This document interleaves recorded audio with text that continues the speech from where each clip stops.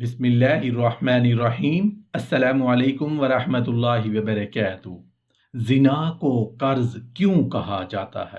محترم ناظرین، ایک حدیث ہے جس کا مفہوم کچھ اس طرح ہے کہ شرک کے بعد کوئی گناہ اس نطفہ سے بڑھ کر نہیں جس کو کوئی شخص کسی ایسے رحم میں رکھے جو شرعاً اس کے لیے حلال نہ تھا۔ ایک اور حدیث ہے جس کا مفہوم کچھ اس طرح ہے کہ حضرت عبداللہ بن مسعود رضی اللہ عنہ سے مروی ہے کہ میں نے رسول اللہ صلی اللہ علیہ وآلہ وسلم سے پوچھا کہ سب سے بڑا گناہ کون سا ہے؟ آپ نے فرمایا یہ کہ تو اللہ تعالیٰ کا کسی کو شریک بنائے، حالانکہ اللہ نے تجھے پیدا کیا۔ میں نے عرض کیا اس کے بعد کون سا گناہ بڑا ہے؟ فرمایا کہ تو اپنی اولاد کو قتل کرے۔ میں نے پوچھا اس کے بعد؟ تو آپ نے فرمایا تو اپنے پڑوسی کی عورت سے بدکاری کرے۔ اگر کوئی انسان اپنی شہوت کو پورا کرنے کے لیے کسی کی بیٹی، بیٹے، ماں، بہن یا بیوی کو استعمال کرے گا اور ان کو اپنی زیادتی کا نشانہ بنائے گا تو کل کو تمہارے بچوں کے ساتھ، تمہارے گھر والوں کے ساتھ کچھ بھی ہو سکتا ہے، کیونکہ اللہ پاک کا وعدہ ہے کہ زانی کو آخرت میں سزا تو ہونی ہی ہے، لیکن اس کو اس وقت تک موت نہیں آئے گی جب تک کہ زنا کی سزا اسے دنیا میں نہ مل جائے۔ اگر کسی نے کسی کے بیٹے یا بیٹی کے ساتھ ان کی مرضی سے یا زیادتی کر کے ان کے ساتھ زنا کیا اور اپنی شہوت کو مٹانے کے لیے اور اپنی ہوس کو پورا کرنے کے لیے ایسا کچھ کیا، تو جب تک وہ اپنے ہوش و حواس میں یہ خبر نہیں سن لیتا کہ اس کے اپنے گھر والوں کے ساتھ وہی کام ہو گیا ہے جو اس نے کسی کے ساتھ کیا تھا، تب تک اسے موت نہیں آئے گی، کیونکہ یہ اللہ کا وعدہ ہے۔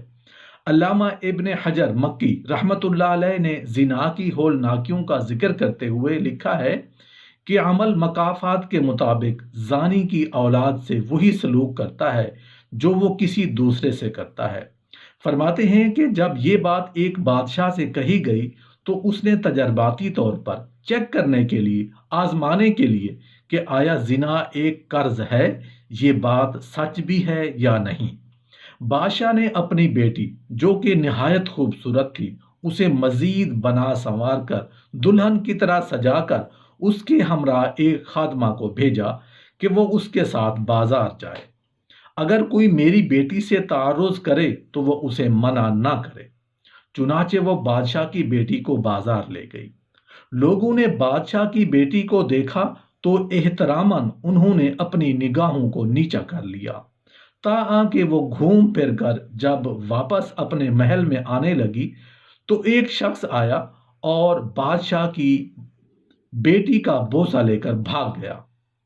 چنانچہ جب یہ ماجرا بادشاہ کو سنایا گیا تو وہ سجدہ شکر بجا لایا اور کہا سب تعریفیں اللہ تعالیٰ کے لیے ہیں، عمر بھر میں نے سوائے ایک عورت کا بوسہ لینے کے کوئی حرکت نہیں کی، اور اس نوجوان نے جو میری بیٹی کا بوسہ لیا میری اسی بوسے کے بدلے میں ہے۔ لہٰذا اس بری حرکت سے اس لیے بھی اجتناب کرنا چاہیے کہ مبادا میری اولاد نہ دھر لی جائے۔ حضرت امام عبید رحمۃ اللہ علیہ بن عمیر کا شمار عظیم الشان تابعین میں ہوتا ہے۔ مکہ مکرمہ کے قاضی تھے۔ امام احمد بن عبداللہ رحمۃ اللہ علیہ نے اپنی معروف کتاب تاریخ الثقاف میں ذکر کیا کہ مکہ مکرمہ میں ایک نہایت خوبصورت عورت تھی۔ ایک روز اس نے اپنے خاوند سے کہا کیا خیال ہے کہ ہے کوئی جو میرے اس خوبصورت چہرے کو دیکھ کر مجھ پر فدا نہ ہو اور فتنہ میں مبتلا نہ ہو؟ تو اس خاوند نے کہا ہاں، عبید بن عمیر رحمۃ اللہ علیہ ہیں جو تجھے دیکھ کر فتنے میں مبتلا نہیں ہوں گے۔ عورت نے کہا آپ مجھے اس تجربہ کی اجازت دیں کہ میں عبید بن عمیر رحمۃ اللہ علیہ کو آزماؤں، پھر دیکھوں گی وہ بچتے ہیں یا نہیں۔ خاوند نے اجازت دے دی۔ چنانچہ وہ حضرت عبید رحمۃ اللہ علیہ کے پاس ایک روز مسئلے کی وضاحت کا بہانہ بنا کر حاضر ہوئی۔ المسجد الحرام کے ایک کونا میں دونوں باہم علیحدہ ہوئے تو اس عورت نے چاند کے ٹکڑے کی مانند اپنا چہرہ ظاہر کیا، اور حضرت عبید بن عمیر رحمۃ اللہ علیہ نے اس عورت سے کہا اے اللہ کی بندی یہ کیا؟ اس نے کہا میں آپ کے بارے میں فتنہ میں مبتلا ہوں، میرے بارے میں آپ غور و فکر کریں۔ حضرت عبید رحمۃ اللہ علیہ نے فرمایا میرا تجھ سے ایک سوال ہے، اگر تم نے صحیح جواب دیا تو میں تیرے بارے میں سوچوں گا۔ عورت نے کہا آپ جو پوچھیں گے صحیح جواب دوں گی۔